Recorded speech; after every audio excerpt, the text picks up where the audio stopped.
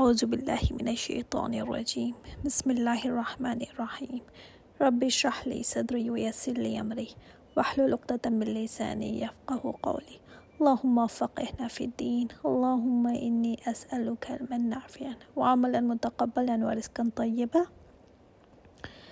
سورۃ اللہب کو دیکھتے ہیں۔ سورۃ تبت یا سورۃ اللہب ابو لہب کے بارے میں یہ اتری ہے پوری کی پوری سورت۔ اس کا دوسرا نام جو ہے وہ سورۃ المسد بھی ہے۔ بسم اللہ الرحمن الرحیم۔ تبت یدا ابی لہب وتب، ٹوٹ جائیں دونوں ہاتھ ابو لہب کے اور وہ ہلاک ہوا۔ تبت تا با با سے اس کا روٹ ہے۔ تباب سے مطلب ہلاک ہو جانا، برباد ہونا۔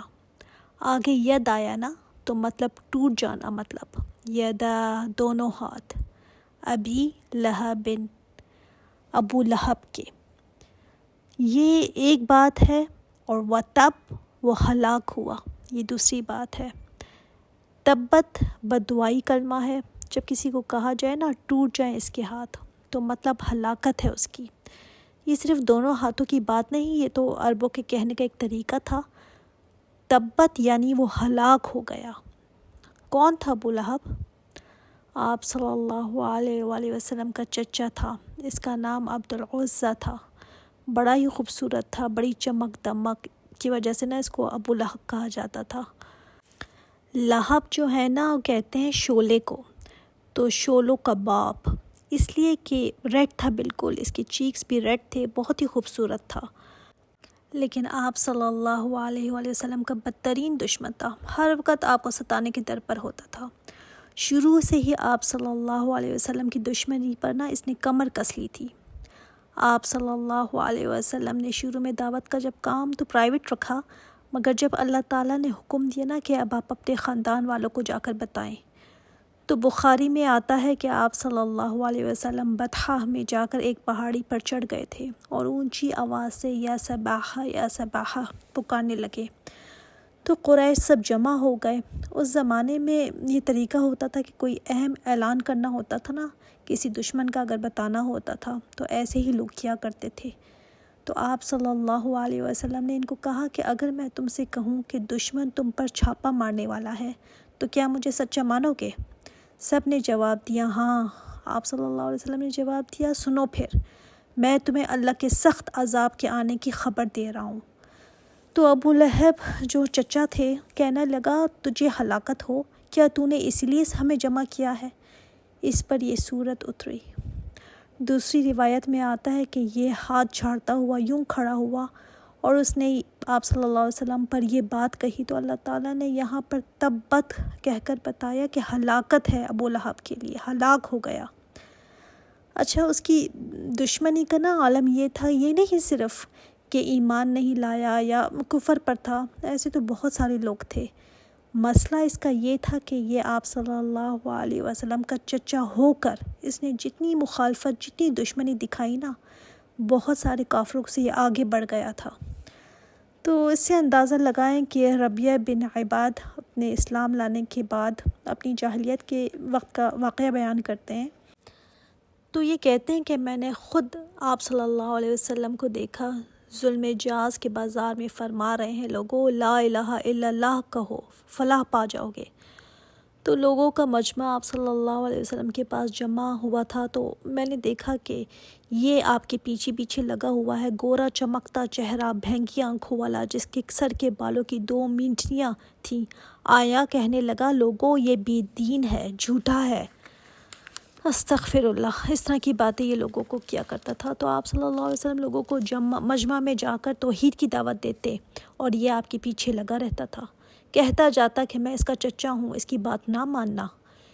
ایک اور روایت میں آتا ہے کہ یہ کہتے ہیں کہ میں جوان تھا، اپنے باپ کے ساتھ تھا، میں نے دیکھا کہ آپ صلی اللہ علیہ وسلم ایک قبیلے کے پاس جاتے، فرماتے لوگوں میں تمہاری طرف اللہ کا رسول بنا کر بھیجا گیا ہوں، میں تم سے کہتا ہوں ایک اللہ کی عبادت کرو، اس کے ساتھ کسی کو شریک نہ کرو، مجھے سچا جانو، مجھے دشمنوں سے بچاؤ تاکہ میں اس کام کو صحیح انجام دے سکوں جس کا حکم مجھے اللہ تعالیٰ نے دیا ہے۔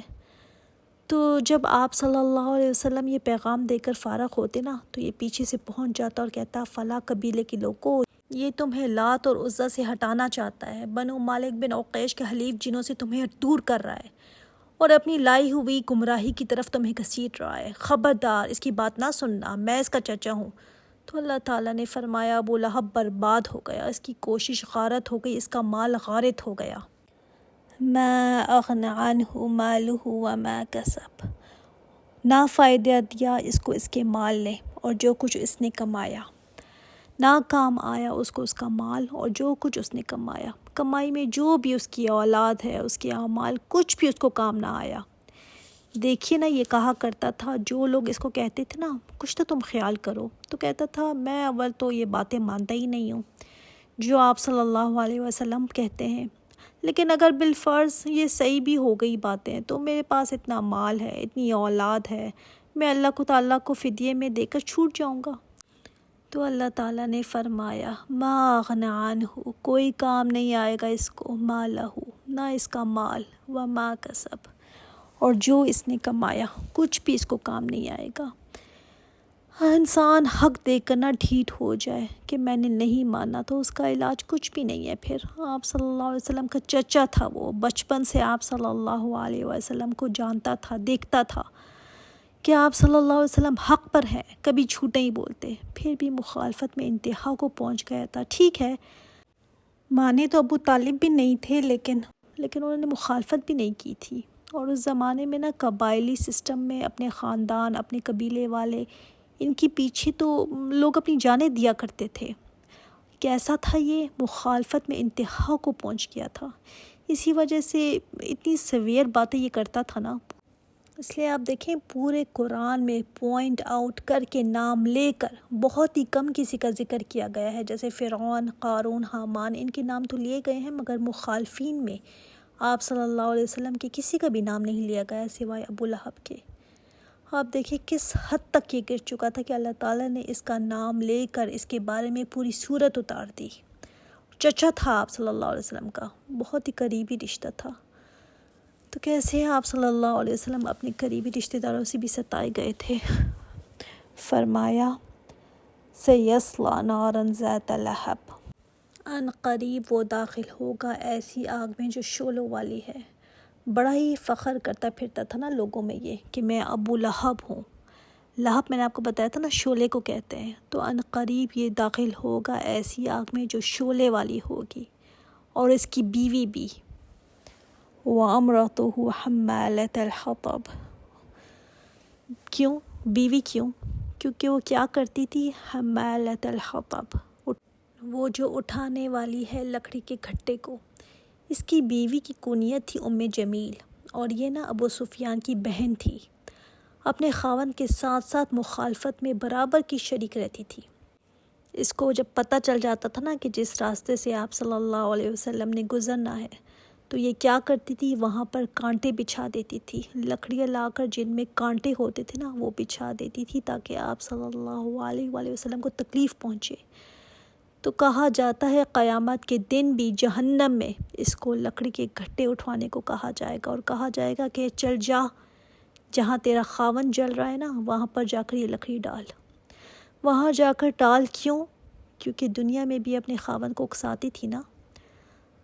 کچھ عورتیں ہوتی ہیں نا اپنے خاوند کو پمپ کرتی ہیں، ان کو اور غصہ دلاتی ہیں، تو ابو لہب بھی کچھ کم نہیں تھا، مگر یہ اس کو زیادہ اکساتی تھی آپ صلی اللہ علیہ وسلم کی مخالفت میں۔ تو اللہ تعالیٰ نے فرمایا فی جیدہا حبل من مسد، اس کی گردن میں حبل، رسی ہوگی، من مسد، منجھی ہوئی، گھٹی ہوئی رسی، جیسے رسی کو مضبوط کرنے کے لیے وٹ دیتے ہیں نا۔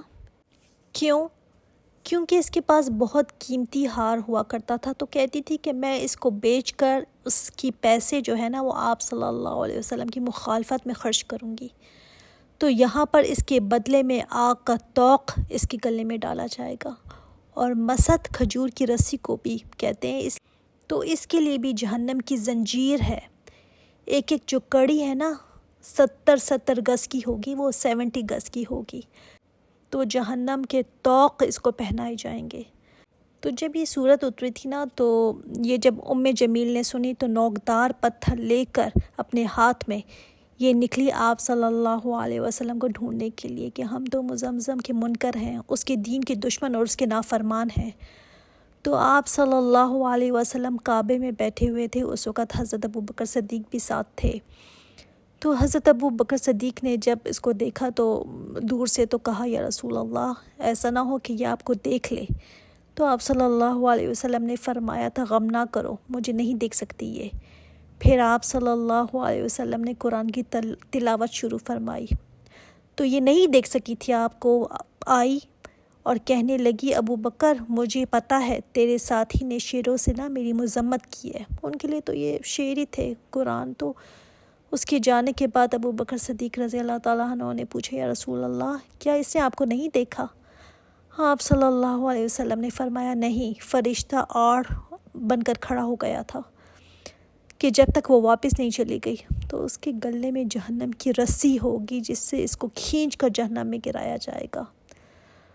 اور دیکھ لیں یہ ان دونوں کو، میاں بیوی کو آخری وقت تک ایمان لانا نصیب نہیں ہوا تھا، اور ابو لہب کی تو حالت اتنی بری ہو گئی تھی کہ جنگ بدر کے کچھ دن بعد ہی اس کو گلٹی نکل آئی تھی، طاعون کی طرح کی گلٹی تھی۔